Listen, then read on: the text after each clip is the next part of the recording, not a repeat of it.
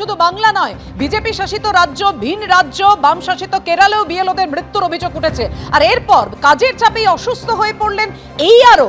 আপনাদের সামনে রেখেছি চণ্ডীপুরের এই আরও। তিনি ভর্তি রয়েছেন কলকাতার ইনস্টিটিউট অফ নিউরো সায়েন্সেসে, পিংলা বিডিও অফিসের কর্মী। চণ্ডীপুরের হাঁসচড়ার বাসিন্দা বিবেকানন্দ পাল, তিনি অসুস্থ হয়ে পড়েন, বাড়িতেই সংজ্ঞাহীন হয়ে পড়েন তিনি। তারপর তাকে তাম্রলিপ্ত মেডিকেল কলেজে নিয়ে যাওয়া হলে অবস্থার অবনতি হওয়ায় কলকাতায় রেফার করা হয়। ইনস্টিটিউট অফ নিউরো সায়েন্সেসে ভর্তি রয়েছেন তিনি। এই আরও সহকর্মীদের দাবি, এসআইআর এর কাজের চাপেই তিনি অসুস্থ হয়ে পড়েছেন। উনি খুব চাপে ছিলেন, কদিন ধরে আমরা শুনছি একটু চাপে ছিলেন।